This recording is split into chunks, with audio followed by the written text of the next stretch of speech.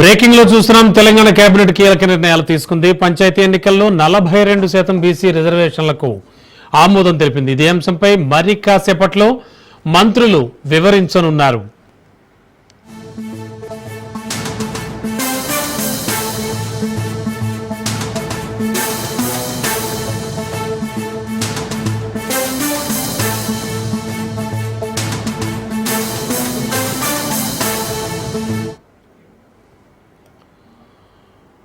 దాదాపుగా ఇవాళ జరిగినటువంటి సుదీర్ఘ కేబినెట్ సమావేశం అనంతరం కూడా కేబినెట్ కీలక నిర్ణయాలు తీసుకుందని చెప్పొచ్చు. పంచాయతీ ఎన్నికల్లో 42% బీసీ రిజర్వేషన్లకు ఆమోదం తెలిపింది. ఇదే అంశంపై మరి కాసేపట్లో మంత్రులు కూడా వివరించనున్నారు.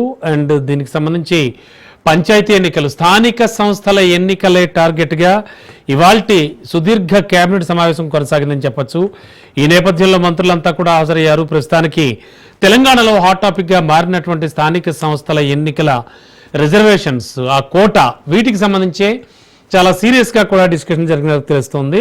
అండ్ మరి కాసేపట్లో మంత్రులు ప్రెస్ మీట్ పెట్టి ప్రభుత్వం తీసుకున్నటువంటి నిర్ణయాలన్నీ కూడా చెప్పేటువంటి అవకాశం కనిపిస్తోంది. ప్రస్తుతానికి 42% బీసీ రిజర్వేషన్లకు కూడా ఆమోదం తెలిపినట్టుగా తెలుస్తోంది.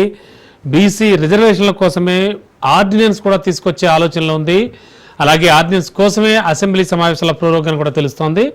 అండ్ ఇదే అంశానికి సంబంధించి మంత్రులు కాసేపట్లో ప్రెస్ మీట్ పెట్టి నిర్ణయాలు తెలియజేయనున్నారు.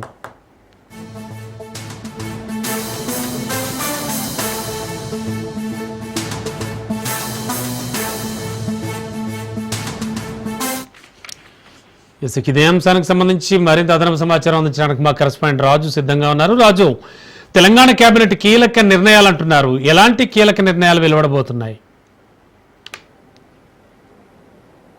ఎస్ రమణ, తెలంగాణ కేబినెట్ సమావేశం కొద్దిసేపటి క్రితమే ముగియడం జరిగింది. ప్రధానంగా బీసీలకు 42% రిజర్వేషన్లకు కేబినెట్ ఆమోద ముద్ర వేస్తూ తీర్మానం చేయడం జరిగింది. దీనికి సంబంధించి ఏదైతే స్థానిక సంస్థల ఎన్నికల్లో బీసీలకు 42% రిజర్వేషన్లతో పాటు ఎలక్షన్లకు వెళ్లాలని చెప్పేసి కూడా రాష్ట్ర ప్రభుత్వం నిర్ణయించింది. ఈ నేపథ్యంలోనే బీసీలకు సంబంధించి రిజర్వేషన్లకు ఆమోద ముద్ర వేయడం జరిగింది. దీన్ని అయితే ఆర్డినెన్స్ రూపంలో తీసుకొచ్చేందుకు రాష్ట్ర ప్రభుత్వం కసరత్తు చేస్తుంది. ఇందుకోసమే ఈరోజు ఏదైతే అసెంబ్లీ ఉభయ సభలు, ఇటు శాసనసభ, శాసన మండలిని కూడా ప్రొరోగ్ చేస్తూ గవర్నర్ నోటిఫికేషన్ కూడా ఇవ్వడం జరిగింది. దీనికి సంబంధించి ప్రస్తుతము శాసనసభ, శాసన మండలి కూడా అవి ప్రొరోగ్ అయ్యాయి. కాబట్టి ఖచ్చితంగా ఇక ఏదైతే బీసీల కోసం 42% రిజర్వేషన్ల కోసము ఆర్డినెన్స్ తీసుకువచ్చే అవకాశం ఉంది. మరి కాసేపట్లోనే మంత్రులు దీన్ని అధికారికంగా ప్రకటించే అవకాశం కనిపిస్తూ ఉంది. ప్రధానంగా ఏదైతే హైకోర్టు 3 నెలల లోపల ఎన్నికలు పూర్తి చేయాలని చెప్పేసి ఏదైతే హైకోర్టు తీర్పు ఇచ్చిన నేపథ్యంలో దానికి సంబంధించి అందులో నెల రోజుల లోపల రిజర్వేషన్లను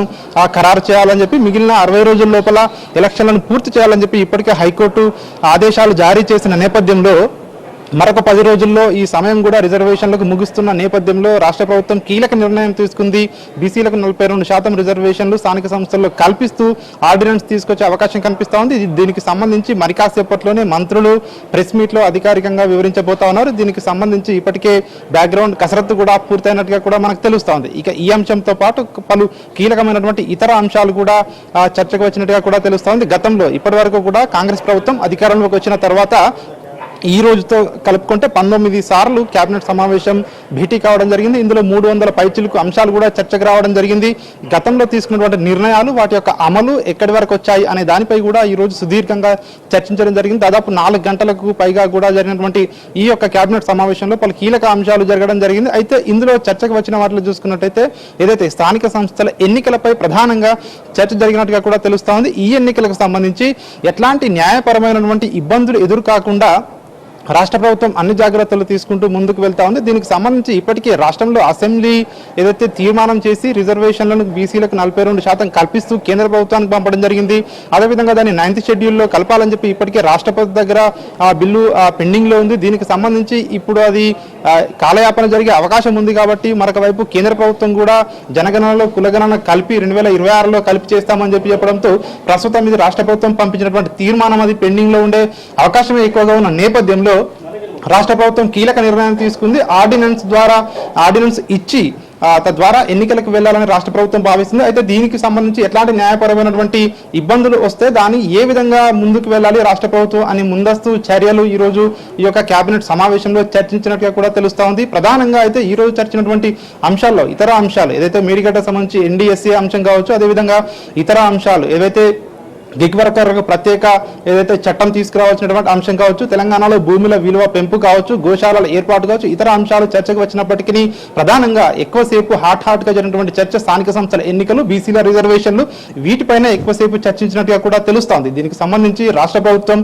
ఆర్డినెన్స్ తీసుకొచ్చే అవకాశాలు ఎక్కువగా కనిపిస్తున్నాయి. ఎందుకంటే ఈ రోజు గవర్నర్ ఆఫీస్ నుంచి కూడా మనకు నోటిఫికేషన్లు ఏదైతే రావడం జరిగింది, శాసన మండలిని కూడా ప్రొరోగ్ చేస్తూ గవర్నర్ నోటిఫికేషన్ ఇచ్చారు. సో ఖచ్చితంగా ఇది ఆర్డినెన్స్ తీసుకువచ్చేందుకు న్యాయపరమైనటువంటి ఇబ్బందులు లేకుండా ఉండేందుకే రాష్ట్ర ప్రభుత్వం ముందుకు వెళ్తా ఉంది. ఇవన్నీ కూడా ఈ పరిణామాలను చూస్తే అర్థమవుతా ఉంది. ఏదేమైనప్పటికీ వీటికి సంబంధించి అధికారికంగా రాష్ట్ర ప్రభుత్వం మరి కాసేపట్లోనే ప్రకటన వెలువడే అవకాశం కనిపిస్తా ఉంది. రమణ, ఓకే, ప్రతిపక్షం బీఆర్ఎస్ నుంచి కానీ అలాగే బయట నుంచి కానీ పబ్లిక్ ఒపీనియన్ కానీ ఎవరి నుంచి వ్యతిరేకత లేకుండా రాకుండా ఎటువంటి డెసిషన్స్ తీసుకున్నారు? ముఖ్యంగా మీరు చెప్తున్న ఈ 42% రిజర్వేషన్లకు సంబంధించి కూడా మరి కాసేపట్లో కూడా మంత్రులు బయటకు వచ్చి వారంతా కూడా ఈ విషయాలు తెలియజేస్తారంటున్నారు.